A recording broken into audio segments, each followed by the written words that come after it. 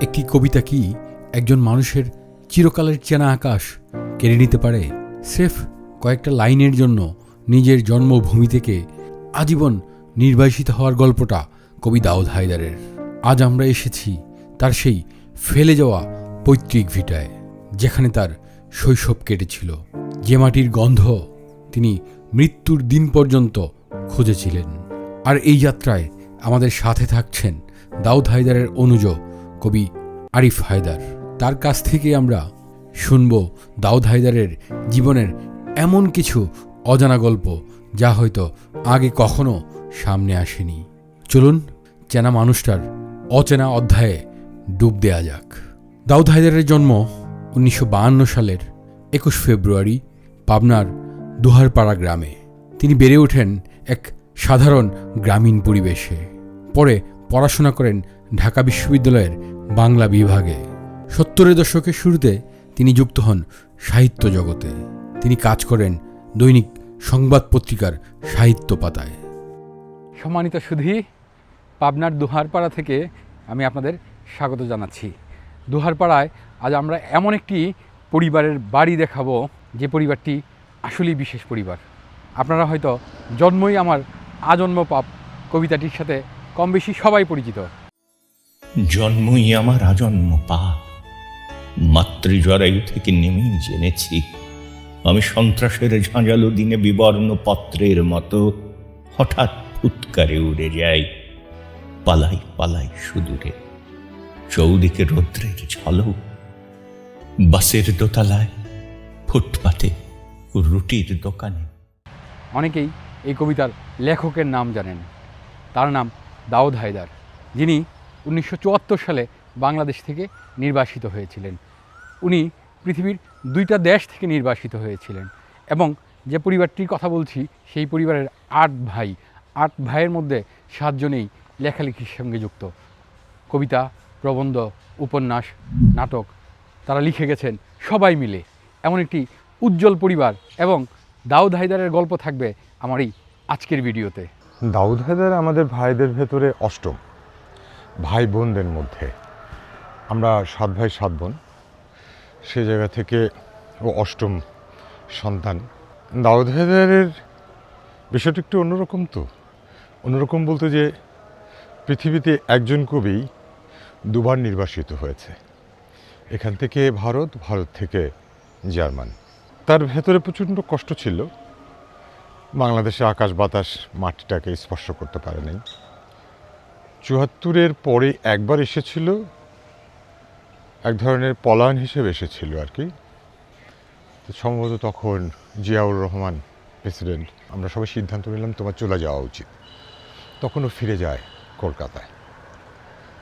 তো আমাদের স্মৃতিচারণের ভিতরে যেমন মা যতদিন বেঁচে ছিলেন কারোর মৃত্যু তো দেখতে পারেনি, দূর থেকে শুধু চোখের পানিটাই ফেলেছে। হয়তো ভিডিও কল দিয়েছি, আধুনিক যুগের আগে হয়তো শুনেছে।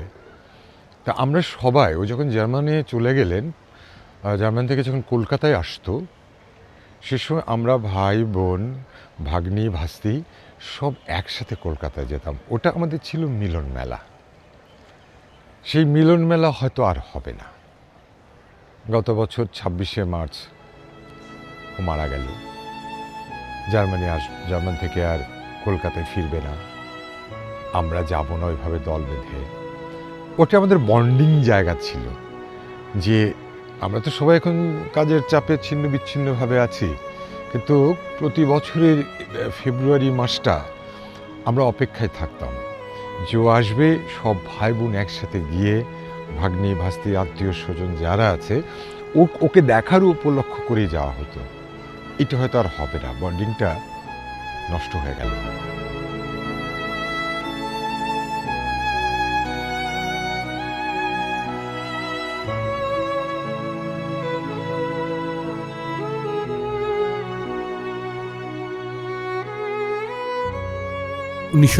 সালের 14 ফেব্রুয়ারি দৈনিক সংবাদে প্রকাশিত হয় একটি কবিতা, কালো সূর্যের কালো জ্যোৎস্নায় কালো বন্যায়।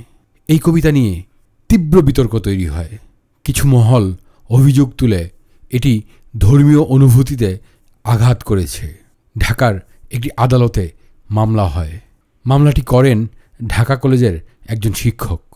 কবিতা প্রকাশের ১.৫ মাস পরে ভাসানী ন্যাপের নেতারা কবির বিরুদ্ধে উঠে পড়ে লেগে যান। ১১ই মার্চ ১৯৭৪ দাউদ হায়দার গ্রেফতার হন। একজন কবিকে মাতৃভূমির অধিকার থেকে বঞ্চিত করা যায় না। দাউদ হায়দারকে নির্বাসিত করা হয়েছে ১৯৭৪ সালে।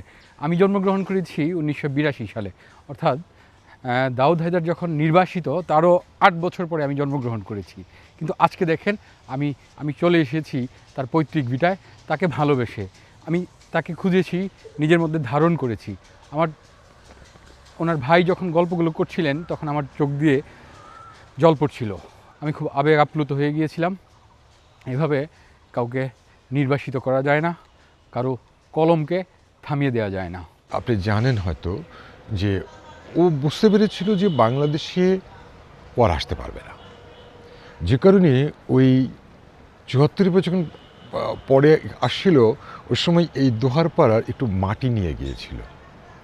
ও বলেছিল আমার যদি কখনো কবর হয় তাহলে এই মাটিটা আমার কবরের উপর দিয়ে দিও। তো জার্মানি তো ওটা বোতলের ভরা ছিল। তো যখন মারা যায় ওখানে মাটি হয়, তখন আমার ওখানে এক ভাগ্নি আছেন লোপা, ও ওই বোতলটা নিয়ে মাটিটার উপরে ওই মাটিটা দিয়েছে। তো ওর বিশ্বাস যে মানে ও বলেছিল যে হয়তো মনে হয় তো বাংলার মাটিটা নিয়েই আমি শুয়ে আছি। এটা তো আসলে খুব কষ্ট দেয়। স্মৃতিচারণের ভিতরে দেখেন যে ও যখন কলকাতা চলে গেল, একটা ফ্লাইটে গেল, পকেটে মাত্র ৬০ পয়সা, সেই পয়সা নিয়ে কলকাতায় নামা। ওখানে গৌর সেন উনি প্রথম তাকে পিক করে আর কি, আনন্দবাজারের উনি ছিলেন। তারপরে তো অন্নদার শঙ্কর রায় আছেই। তো গৌরদা, অন্নদার শঙ্কর রায় আর গুন্টার গ্রাস, এই ৩টি মানুষের কাছে আমরা তার জন্য চিরকৃতজ্ঞ। অন্নদা শঙ্কর রায়ের বাসায় উনি ছিলেন, আমরা বইয়ে পড়েছি। অন্নদা শঙ্কর রায়ের বাসায় আসার একটা প্রেক্ষাপট আছে। অন্নদা শঙ্কর রায় দাদু তখন থাকতেন হচ্ছে যোধপুর পার্কে। ও তখন যাদবপুর ইউনিভার্সিটিতে তুলনামূলক সাহিত্য নিয়ে পড়ছে। যে সময় প্রচণ্ড জ্বর, অসুস্থ, পত্রপত্রিকায় মানুষ নিউজ করছে এরকম নির্বাসিত কবি এই অবস্থায়। তো দাদু গেলেন দেখতে, আমরা দাদুই বলি তাকে, দিদু এবং দাদু, লীলা রায়কে দিদু বলতাম। তো ওই সময় গিয়ে দেখলে যে ছেলেটি এখানে থাকলে মারা যাবে, তখন দাদু ওকে বাসায় নিয়ে আসে। এবং আনবার পরে মানে আমি জানি না, আমার যতটুকু দেখা, দাউদ একসময় ওই বাড়ির অভিভাবক হয়ে উঠলেন। আবার দিদুর কাছে, দিদু যতদিন বেঁচে ছিলেন, দাদু তো পরে মারা গেছেন, দিদু আগে ছিলেন। দিদু মানে রশিদ ভাইয়ের একটা লেখাতে পাবেন, রশিদ হায়দারের লেখায়, যে ওর পেছনে গ্লাস নিয়ে দুধ নিয়ে ঘুরছে, দাউদ খাও দাউদ খাও। মানে অসাধারণ। হয়তো আমার মাও এটা করে নাই। যে এই যে ভালোবাসার জায়গা, গৌরদা তাকে এখানে ওখানে লেখালেখি করানোর জায়গা করে দেওয়া। সে সময় এখন সুনীল গঙ্গোপাধ্যায়, শক্তি চট্টোপাধ্যায়, তাদের সাথে একটা মেলবন্ধন, লেখালেখি, সব কিছু মিলিয়ে দাউদ হায়দার কলকাতার আপাদমস্তক দাউদ হায়দার। ১৯৭৪ সালে গ্রেফতারের পর তাকে কারাগার থেকে বের করে ভারতগামী একটি বিমানে উঠিয়ে দেওয়া হয়, যে বিমানের যাত্রী ছিলেন একজনই, দাউদ হায়দার। তখন তার পকেটে ছিল মাত্র ৬০ পয়সা, আর দুটো কবিতার বই, আর ২ সেট জামা কাপড়।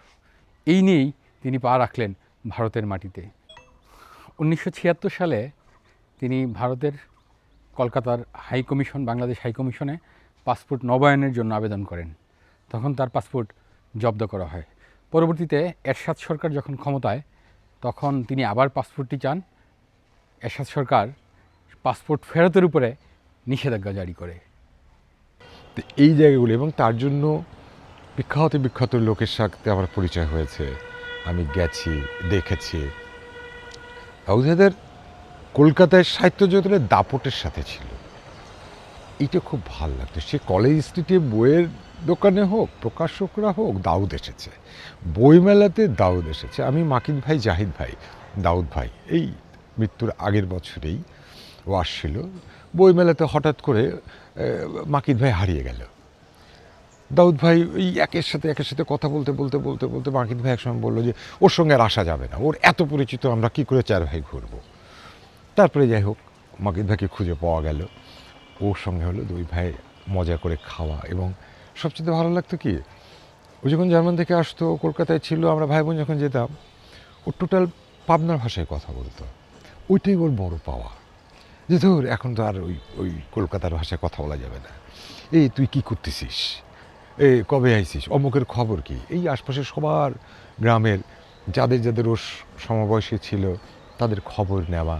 যায় না, ওই গাছটা পড়ে গেছে, ওখানে একটা বড় গাছ লাগিয়ে গেছিলো, ওই শাল গাছ অনেক বড় হয়েছিল। তো ওইটা নিয়ে আমি এটা লিখেছিলাম যে দাউদ ভাই আপনার, মানে আমরা খোকন ভাই বলি, খোকন ভাই আপনার শাল গাছ এখন আকাশ ছুঁই ছুঁই, কিন্তু আপনি তো দেখতে পারলেন না, যেতে পারলেন না, হয়তো ছবি পাঠিয়েছি দেখেছে।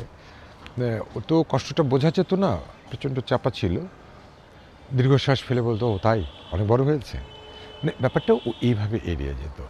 আর নিজের প্রতি মানে আমরা যেমন যত্ন নিই, ডাক্তার দেখাই, ও এটা করতে টুতো না আর কি, যে আচ্ছা ঠিক আছে, এটা কিছু হবে টবে আর কি। যে মানে আলটিমেটলি যেটা হয় সেটা হচ্ছে যে দেশটাই পেলাম না, নিজের শরীর দিয়ে কী হবে, হবে একটা কিছু, মানে এইরকম একটা ব্যাপার। তো এই জায়গাগুলো হচ্ছে আমাদের জায়গাগুলো। জিয়া ভাই চলে গেলেন পৃথিবী ছেড়ে, মাকিদ ভাই চলে গেলেন, রশিদ ভাই চলে গেলেন, দাউদ ভাই গেলেন। তো এখন বড় বটগাছ তো চলে গেল, সবচেয়ে বড় কথা হচ্ছে মানে আমার জন্য তুই বলার মানুষ থাকছে না। তিনি যে কবিতাটি লিখেছিলেন সেই কবিতাটির জন্য বিদেশে বসে ক্ষমা প্রার্থনা করেছেন এবং তিনি কথা দিয়েছিলেন এই কবিতাটি তিনি কোনো বই পত্রিকায় ছাপাবেন না, তবুও যেন তাকে মাতৃভূমিতে ফেরার অনুমতি দেওয়া হয়। কিন্তু এরও 50 বছর তিনি নির্বাসিতই থেকে গেছেন। রাজনৈতিক সরকার, কোনো রাজনৈতিক সরকারই তাকে ফেরানোর উদ্যোগ গ্রহণ করেনি।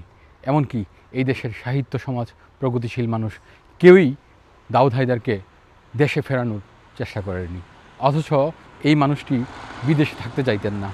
এই মানুষটি চাইলে জার্মানির নাগরিকত্ব নিতে পারতেন, হয়তো তাকে রিফিউজি হতে হতো, কিন্তু তিনি রিফিউজি হতে চাননি। তিনি প্রবলভাবে দেশে ফিরতে চেয়েছিলেন। শুধু যে রাজনৈতিক কাঠামোকে দোষ দেবো তা না, তাহলে আমাদের সাহিত্য যারা চর্চা করছেন, যারা বড় বড় মাপের মানুষ হয়ে গেছেন, তারা কি করেছে? তারা কি কেউ এক কলম লিখেছে দাউদে ফিরে আসুক? লেখেননি। এই যে বাড়িটা দেখছেন না, এই বাড়িতে আমার ছোট চাচা ছিলেন আবুল কাশেম। উনি সাহিত্যকে খুব ভালোবাসতেন, উনি গান করতেন, উনি নাটক করতেন। তো এই সূত্র একটা আমাদের সূত্র। মেজো চাচা, তার ব্যাপার ছিল একটু জমিদারি একটা ভাব ছিল সেই সময়। আমার বাবা সবচেয়ে বড়, বাবার অঢেল সম্পদ টম্পদ ছিল, বড় ভাই টাকা দিচ্ছে, ছোট ভাইকে পড়াচ্ছে। মেজো চাচা চলে যাচ্ছে মোহামেডানের খেলা দেখতে কলকাতায়, তখন তো খুব যাতায়াত হতো টতো। ছোটো ভাই থিয়েটার করছে, স্টাজ বাজাচ্ছে, তানপুরা বাজাচ্ছে, গান করছে। ওইখানে একটা পুকুরঘাট ছিল, ওটা ভেঙে গেছে, পুকুরঘাটে বসে রেওয়াজ করছে। বাবা রবীন্দ্রসঙ্গীত খুব পছন্দ করতেন, ধার্মিক ছিলেন কিন্তু রবীন্দ্রসঙ্গীত পছন্দ করতেন। যে আমাদের ভাই বোনদের নিয়ে বলতে বস, মানে তার খুব প্রিয় একটা গান ছিল, চাঁদের হাসির বাঁধ ভেঙেছে, রবীন্দ্রনাথের যে গানটা, এইটা উনি শুনতেন সন্ধ্যার সময়, সন্ধ্যা নামাজের পরে এখানে বসে সে এই ছাদে বসে শুনতেন। এরকম একটা পরিমণ্ডল থেকে প্রথম সাহিত্য চর্চায় জিয়া হায়দার আসেন। জিয়া ভাই এবং রশিদ ভাই সিঁড়ি কেটে গেছে, বাকি বলেন মাকিদ হায়দার, দাউদ হায়দার, জাহিদ হায়দার, আবিদ হায়দার, আরিফ হায়দার, ওরা শুধু এই সিঁড়ি বয়ে উঠে গেছে। কিন্তু কষ্ট করেছে কিন্তু জিয়া হায়দার অ্যান্ড রশিদ হায়দার এই জায়গা পরিমণ্ডল তৈরি করা। বাংলাদেশে হ্যাঁ আমরা 7 ভাই লেখালেখি করি, আবিদ হায়দার একটু কম লেখেন। লেখার কারণ হচ্ছে, না লেখার কারণ হচ্ছে ওই সময় এই 72-এ একটা নাটক লিখেছিল, সেই সময় ওনার নামে একটা কেস করে দেয় সরকার। তারপরে বলছে না এইসব করে টোরের কিছু হবে না। ও বেশ কিছু কবিতা টবিতা লিখতো টিখতো, নাটক লিখবে, তখন এডওয়ার্ডে পড়তো। তখন কেস হওয়ার পরে বলছে যে না, যে দেশে লেখার স্বাধীনতা নেই সে দেশে লেখা যাবে না, এই বলে আবিদ হায়দার আর লেখা কন্টিনিউ করেনি। গুন্টার গ্রাস কলকাতাতে আসছিলেন। কত সালে? এইটা সালটা কত হবে, 80s-এর আগে। এটা না, এটি পরে হবে মনে হয়, পরে হবে এটা। ওই রকম একটা আমার ঠিক সালটা ঠিক বলতে পারছি না। তা আমি যেটা জানি সেটা হচ্ছে যে গুন্ডারগাছ বাংলাদেশে আসছিলেন, বেলাল চৌধুরী ওনাকে ঘুরিয়ে ঘুরিয়ে দেখিয়েছেন, কিন্তু তার একটু উদ্দেশ্য ছিল হতে, সে যখন রশিদ ভাইয়ের বাসায় আসলো, রশিদ হায়দারের বাসায় তার মিসেস আসছিলেন উডি, আমি ছিলাম তখন। তো ওনার একটি জানার বিষয় যে একটা পরিবারে 7 ভাই লেখে, মানে সে খুব প্রচণ্ড অবাক হয়েছে, সেদিন দেখার জন্য আসছিল পরিবারকে। এটা দাউদ ভাই ওখান থেকে পাঠিয়েছিল কলকাতাতে। দাউদ ভাইয়ের সাথে যখন গুন্ডারগাছ আসছে, আলটিমেটলি দেখা করতেই যাবে, তো যাই হোক ওনাদের সাথে একটা ভালো সম্পর্ক তৈরি হলো, যে সম্ভবত দুইজন মনে হয় ওই একটু মদ্যপান করেছিল, যা হয় আর কি। করতে করতে যে কোনোভাবে গুন্ডারগাছকে একটা চলের উপর একটা থাবা দিয়েছিল, মানে একটা করেছিল, তো একটা দাগ টাগ হয়ে গিয়েছিল। তো সবাই প্রশ্ন করেছে যে কী ব্যাপার, আপনার এখানে দাগ কেন? কয় দাউদ রাত্রে মেরেছে আমাকে, এরকম একটা। তো এই জায়গা থেকে তাদের একটা ভালো বন্ডিং তৈরি হয়, এবং পুরো কলকাতাটা দেখেছে হচ্ছে দাউদ হায়দারের হাত দিয়ে। এখানে যেমন বাংলাদেশে বেলাল চৌধুরীর হাত ধরে পুরন ঢাকা থেকে শুরু করে সব দেখেছেন উনি, কলকাতায় দাউদ হায়দারের হাত ধরে পুরো কলকাতা তিনি দেখেছেন। ওনার একটা বই আছে বাংলায়, যেটা অনুবাদ করেছে গুন্টারগ্রাসের, জিপ কাটে লজ্জায় গুন্টারগ্রাস। ওর ভিতরে দাউদ হায়দার প্রতিটি পৃষ্ঠায় আছে, কোথায় কোথায় নিল। এই জায়গা থেকে তার সখ্যতা, যখন ওনাকে ভারত রাখতে চাইছিল না, যে প্রশ্ন করলেন, সেই প্রশ্নে নানাবিধ পলিটিক্যাল ব্যাপার, পরে মেরি এরশাদ নিয়ে একটি লেখা লিখেছিল, প্রথম মনে হয় লিখেছিল যে বিদেশি এরশাদের একটা মিসেস আছেন। এইটা নিয়ে ওই রাষ্ট্রেরও একটা মাথা ব্যথা শুরু হলো। এবার এরশাদ সে চাপ দিল যে তাকে ফেরানো হোক, তাকে আমাদের দিয়ে দেন, আমরা বিচার করব। তা আমরা তখন বুঝে গিয়েছিলাম ফিরে আসলে হয়তো বাঁচবে না, যে কোনোভাবেই হবে। তখনও যে ভারত সরকার তখন সম্ভবত ছিলেন, সম্ভবত না, তখন রাজীব গান্ধী ছিলেন। পার্লামেন্টে কথা হয়েছে যে দেশের কূটনৈতিক সম্পর্ক একটু সমস্যা হচ্ছে, ওকে এখানে যেতে হবে। তো যাবে কীভাবে? পাসপোর্ট তো সিজ করে নিয়েছে গুন্টারগ্রাস। তারপরে যেটা বলছিলাম সেটা হচ্ছে যে উনি ফিরে যাওয়ার পরে যখন এই লেখালেখিগুলো চলছে, তখন উনি জার্মানি থেকে জার্মানি প্রাইম মিনিস্টারের সাথে কথা বলেন। বলবার পরে জার্মানি প্রাইম মিনিস্টার কথা বলেন হচ্ছে ভারতের প্রাইম মিনিস্টারের সাথে, রাজীব গান্ধীর সঙ্গে। তখন ওনাকে তো পাসপোর্ট নাই, তখন জার্মানি থেকে ওই যে একটা উদ্বাস্তু পাসপোর্ট দেওয়ার চিন্তা করলো, তো জাউধারে বললো যে আমি উদ্বাস্তু হিসাবে যাব না। তখন জাতিসংঘ থেকে তাকে একটা বিশেষ পারমিশন, যেটা পাসপোর্ট, জাতিসংঘের পাসপোর্ট যেটাকে বলে, আমি জানি না নামটা যেন কি, পোর্ট কি, ট্রাভেল পাস এরকম, ওইটার মাধ্যমে তখন সে জার্মানিতে গেল এবং গুন্ডারগ্রাসের সাথে দীর্ঘদিন থেকেছেন ওখানে, ওনার প্রতিষ্ঠানে কাজ করেছেন। তারপর ওখান থেকে বেরিয়ে গিয়ে নিজের মতো করে ডয়েজেভেলে কাজ করেছেন। আর প্রত্যেকটি বিশ্ববিদ্যালয়ে সে তার অনেক কবিতাই পাঠ্য, অনেক বিশ্ববিদ্যালয়, ভারতেও অনেক ইউনিভার্সিটি এবং কলেজে তার কবিতা পাঠ্য। তো এইগুলো নিয়ে তিনি ওখানে থাকতেন। এইভাবে তার জার্মানিতে চলে যাওয়া। আর সে বিবাহ করেননি, কারণ হচ্ছে অরুন্ধতী নামে একটি মেয়ে ছিল, সে ক্যান্সারে মারা যায়। তার সাথে তার খুব ভালো সখ্যতা ছিল। ওই জায়গা থেকে মানে জার্মানিতেও তার বাসাতে একটা ফ্রেমে অরুন্ধতীর ছবি বাঁধানো ছিল। যাদবপুর ইউনিভার্সিটির ছাত্রী ছিলেন। সব কিছু মিলিয়ে ও আর ওই বিবাহের দিকে যায়নি, এইটাই হচ্ছে বড় ব্যাপার। এই পার্টগুলো তো শেষ হয়ে গেল, শেষ পর্যন্ত চিরকুমার থেকেই চলে গেলেন আর কি। আর শৈশবকাল তো আর আমি বলতে পারবো না, আমি নিতান্তই ছোট, মানে শোনা থেকে আর কি, যে অসাধারণ তার যে সার্কেলটা ছিল, যে আমাদের কাছারি বাড়ি এখানে, যেখানে মাস্টারমশাইরা থাকতেন, এখানে পড়াশোনা হতো। উনি ছোটোবেলা থেকেই খুব মানে কি বলা যায়, প্রতিবাদী ছিলেন। সত্যকে সত্য বলতেন, মিথ্যাকে মিথ্যা বলতেন। এটা সেটা বড় হোক আর ছোট হোক বলে যেতেন। সবার সাথে সখ্যতা ছিল, মানে মুচি থেকে শুরু করে পকেটমার থেকে শুরু করে একদম হাই লেভেল পর্যন্ত সবার সাথে ভালো সম্পর্ক। আর ও কখনো ওই বন্ধুরা বাসায় আসে না, ও বলতো যে না না না, আমি ভাইয়ের এখানে থাকি, তোমাদের নেওয়া যাবে না। তো এই জায়গাগুলো কিন্তু ছিল ভালো। আর ছোটোবেলার এইখানে যখন কাচারি বাড়িতে আব্বু বেঁচে ছিল তখন ও পড়ছে, তো আমাদের পাশেই খোসন নামে একজন ওদেরই সহপাঠী ছিল। তো আব্বা যখন খোসন পড়ছে না, তবে এই ওকে পড়তে বসা।